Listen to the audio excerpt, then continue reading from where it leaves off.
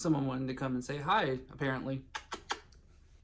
How's it going, guys? Tyler here today, back with another video after like 10 days of not having a video because, unfortunately, I have been let go of my job because they found someone better than me. But that's okay because I am currently on the look right now for another one to keep my channel going because I have a lot of fun doing this. Yeah, at least this time I actually had a pretty good excuse, at least as far as I would say in adulthood. Not having a job, any time of being adult sucks. So, yeah. As you can tell from the title of the video, today we'll be reviewing the Scream series, all the way from Scream 6 all the way to Scream from 1996. So, yeah. Scream has actually, very surprisingly become one of my favorite franchises to watch and kind of like talk about and find things out about. Because for the longest time, my favorite was the Friday the 13th franchise and the Texas Chainsaw Massacre franchise. And I never really gave Scream that time of day. And then, like, out of nowhere, I was just like, you know, screw it, let me just go through all of them again. And I did, and I keep up with the Scream news pretty much constantly now. So, yeah, that's pretty interesting things happened.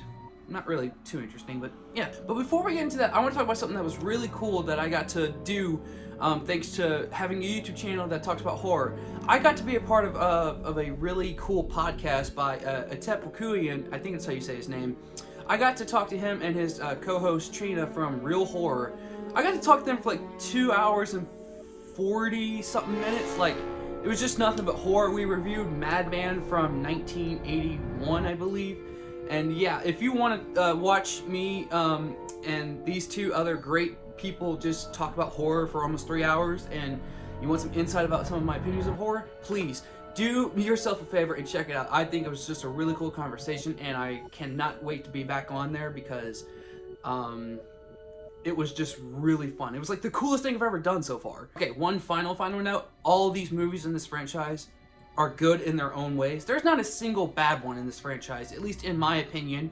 So yeah, with that out of the way, at the bottom of the list we have Scream 2 from 1997. There's really no hate to any of these movies like I just said, but Scream 2 I just found to be probably the most boring because there's not really a lot of scenes with Ghostface in it, if you didn't know. And if you haven't seen that, then obviously check out the Scream franchise and start from the first one all the way down to part 6, because like I said, none of them are bad. But Scream 2, it was just, first off, it was almost 2 hours long. I will say the kills are kind of cut down extremely, at least in my opinion. Though we'll point out the fact that Randy's was really bloody. Spoiler if you haven't seen it. And the two killers in the film, we have Mickey and then Mrs. Loomis. Like, I think they were solid characters, and I think Mickey doesn't get enough appreciation as one of the Ghostface killers because he was actually one of the ones who wanted to get caught. So yeah, going outside of the norm, I think they're pretty unique Ghostface characters, but outside of that, the movie doesn't have a lot that's going for it. Like I said, at least in my opinion. And also, let's not forget that god-awful cafeteria scene that everyone just wants to skip through because it's just really cringy, which I don't blame you. I do that to this day, or at least block it out by doing something else. So yeah, Scream 2 is at the bottom of this list. Coming in at number 5, we have Scream 4 from 2011. Now, listen, I distinctly believe I went to the movies to see this one. I could be wrong, but it was 2011 and I was 11 at that point.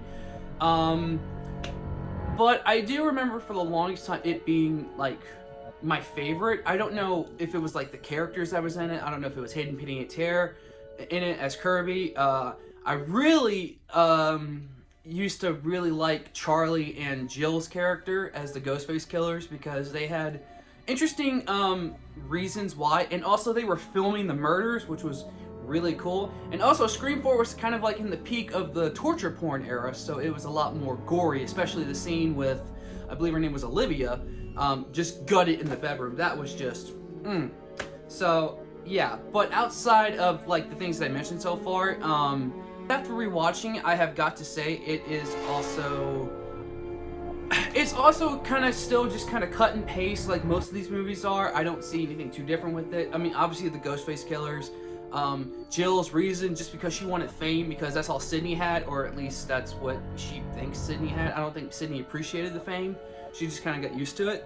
And then Charlie did it because he was in love with Jill and he just wanted to just I don't know, just do what he wanted for her. And then she ended up fucking killing him, which is, you know, typical, you know, Mrs. Loomis and fucking all the ones who just, like, you know, betray their partner.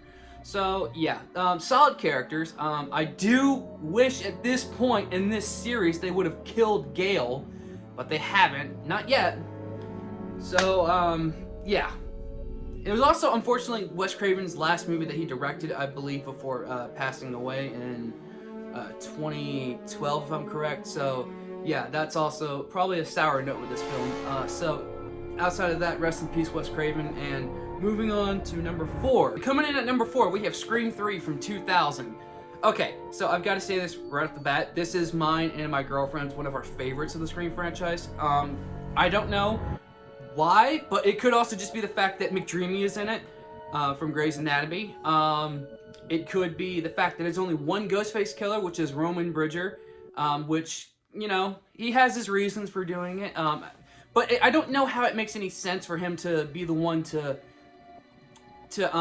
put the whole thing together with Billy and Stu. I kind of wish that wasn't the case. I kind of just wish that that wasn't something that he mentioned, but you have to just live with that. And I will say, unfortunately, this is probably the most toned down when it comes to gore and any blood necessarily. But it does have some quite funny scenes, like this one. Oh, you motherfucker! And a few more thrown in there that I can't remember right now off the bat. But that's besides the point. I will say I am kind of upset that this one started with Cotton Weary being murdered. I mean, he was kind of like a one-off character. Like, eventually he was going to get what was coming to him, but I also really like Lee Schreiber, his character as Cotton. So, yeah, that was unfortunate. But surprisingly, this movie also came out around the year that I was born. So, this movie is 23 years old now at this point, probably. Yeah, and as I mentioned before in other videos, like, it also has a pretty decent soundtrack. It also has Creed's best song, What If you haven't heard it. It's a decent Creed song, but and then again, no one really likes Creed. But I do like this Creed song. Now, stroke me, stroke it. Oh, you do 5 days like you. I did that for you, Tyler. And coming in at number 3, we have Scream 6 from 2023. Now, originally, I wanted to say that this one was probably one of the worst ones of the series, especially because the first hour and 40-something minutes of this movie, it was just on an uphill climb because it was so good and tense. And then as soon as the killers were revealed, it shot down for me. And it kind of is still like that to this day, but I've learned to live with it. But we also like got a lot of really great kills in this movie, especially I forget the therapist who got stabbed in the face. I do think the brother and sister kind of thing I didn't see coming, especially with the girl who was supposed to be dead, but she wasn't. I give them props for doing something a little bit new there. And also the scene with the shrine to Ghostface was just all the kills and everything. It was great, just homage to all the other films, and it was great fan service for all the people watching. Unfortunately, this is the last movie that we're at so far, but they are working on another one so far, at least as I heard. And Gale is not dead yet, but this is also the only film so far that doesn't have Neve Campbell in it, which was upsetting to say the least, but I've also come around to terms with that. So, yeah, I was also there opening night when I saw this film, and I left the theater, like, kind of upset, but at the same time, not as upset as I came to be now. Coming in at number 2, we have Scream 5, or just Scream from 2022, which also I have to give kudos for the fact that it was 2022 this came out, and then the next year was Scream 6. So I believe it was because they were already writing like the script during the filming of this one, or at least during the ending. But Scream 5. First off, it was the first Scream film that came out after Scream 4 in 2011, so it was some time after that, and we finally got another Scream film. Everyone was missing Ghostface's voice. First off, this is a brutal Ghostface, like, persona at least. The kills are awesome. I will say though, I'm a huge fan of Kyle Gallner. So is my girlfriend, and we are really upset that his character was so useless and he was killed like almost instantly. He was in 2 scenes, the bar and school. And the school scene, he didn't say anything. but that's besides the point. Dylan Minnette, his kill was awesome. I have never seen that done before, so that was pretty cool. Also, we lost Deputy Judy, which I saw coming because we saw the trailer, and I was like, oh, she's definitely gonna get hers. So that was surprising, but especially since the fact it was during broad daylight, I give them major props to that. But also, was no one outside? Was the street just empty? Or I think it kind of falls flat on its own kind of way is it took from the first Scream film being that it was the main character's boyfriend, but also having another accomplice, which was a girl this time and not a Stu Macher, even though she was very much like Stu Macher. She was very much kind of like channeling the same energy. But Richie Kirsch, when he got his, when he got what was coming, it was brutal. And it's now become Sam's like thing, to wipe the blade like the original Ghostface, and she has like a flurry of stabs that she does. So yeah, it's become her own thing. That's pretty cool. And also, I will say this, I don't mind Sam and Tara's character, Melissa Barrera, which by the way, she was great in Abigail, I just saw that, and Jenna Ortega. And at number 1, with no surprise to anyone, obviously it is 1996's Scream. Dude, there is so much that I could talk about that everyone else has talked about. That's why I'm kind of like concerned, or not really concerned, like I'm kind of questioning, is this even a video I should post if anyone's interested? But at the same time, it's something I want to do, so I'm doing shit that I want to do. But anyways, yeah, Scream 6 from 1996. First off, the characters, awesome. Stu and Billy, the greatest duo of killers ever. In fact, hold on, I got something to show you real quick. I believe it was 2020 when I went to my first horror convention, which was Mad Monster in North Carolina, and that was my first convention I went to, and I got the absolute honor and privilege to meet Matthew Lillard and Skeet Ulrich together. As you can see, this is me about 20-something pounds heavier because I've been losing weight, and I'm definitely trying to get better. I went there with my friend and his mom. And first off, I felt sick when I got closer to him because of nerves. And then when I told him, I was like, hi Matthew, he put his hand on my shoulder, and like I instantly was like, and I was just like, it's that guy. And then I tried to shake Skeet's hand, but he did the elbow thing because this was during like the wash your damn hands era, which by the way, still do that. Yeah. By the way, he smelled like booze, but honestly, there's like.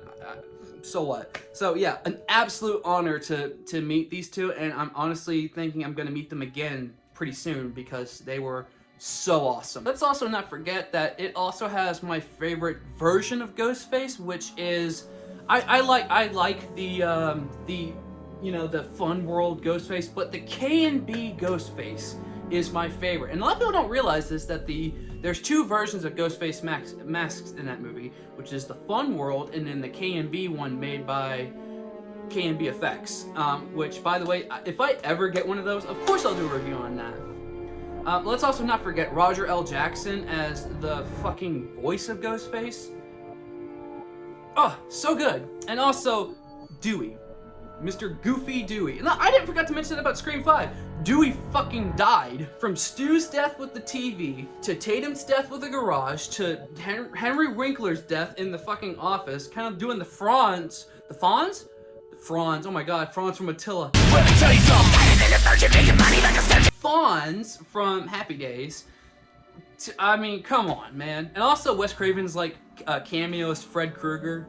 Like I said, with no surprise, this is the ranking list that I have so far, and you can either agree with me or disagree. I don't care.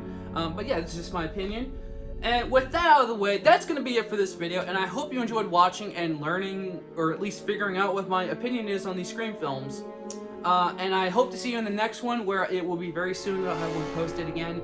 And once again, if you haven't seen my interview with ETEP and Trina from Real Horror, please check it out. It was really awesome and a privilege, and I can't wait to do it again. Alright, this can be it for this video, and I'll see you guys next time. Take it easy.